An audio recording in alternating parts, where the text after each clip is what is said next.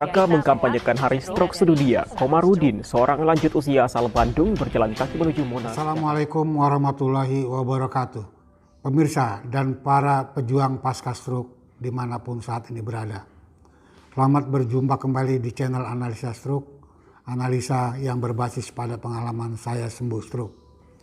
Pada bagian ini saya ingin mengangkat tema tentang cacat permanen akibat stroke. Pada tahun 2013, setahun setelah saya terkena stroke, saya berobat ke Rumah Sakit Persahabatan Rawamangun, Jakarta Timur. Di situ saya melihat data di dinding polisaraf terbaca bahwa sepertiga orang stroke itu meninggal dunia, sepertiga cacat permanen dan sepertiganya lagi sembuh. Jadi ketika membaca data ini, maka bisa kita simpulkan bahwa cacat permanen adalah bagian yang tidak terpisahkan dari problem stroke. Nah, sekarang persoalannya bagaimana kok bisa terjadi cacat permanen? Kejadian yang pertama adalah karena kelalaian. Kelalaian yang terjadi adalah ketika kita pulang dari rumah sakit, ketika kita direkomendasi pulang oleh dokter dan dinyatakan sembuh stroke dan kita memasuki fase pasca stroke. Di saat awal itulah biasanya orang lalai.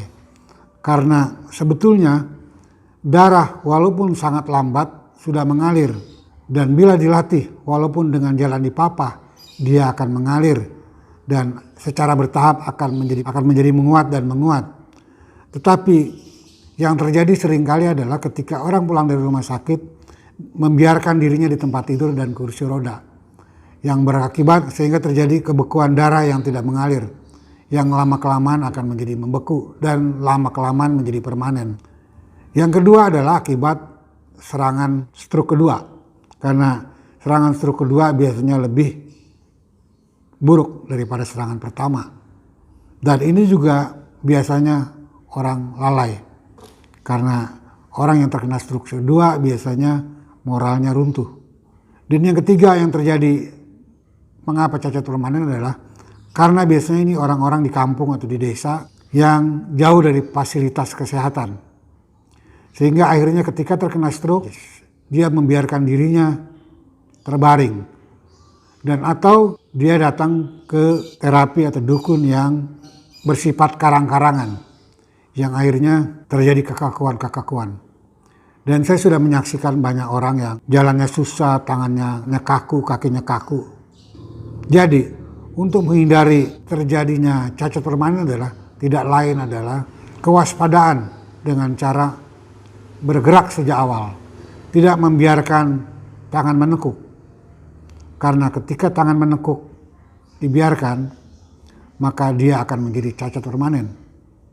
Karena ketahuilah, ketika kita pulang dari rumah sakit, biasanya kita nyaman apabila tangan kita menekuk.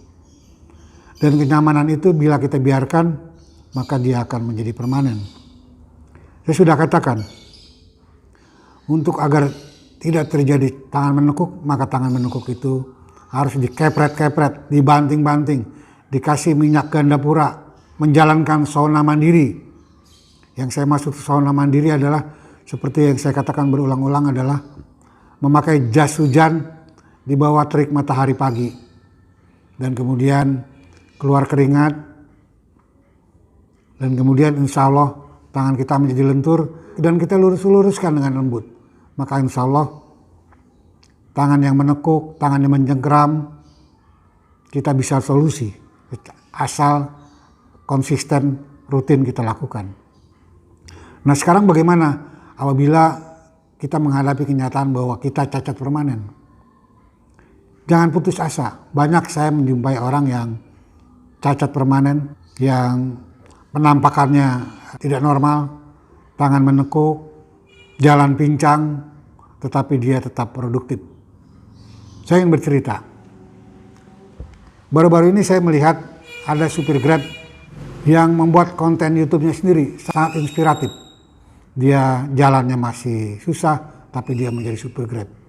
Dan saya pernah menemukan di jalan orang yang berolahraga terpincang-pincang, tangannya mencengkeram dan menekuk, tapi keringatnya luar biasa dia berolahraga dan dia bersemangat sekali.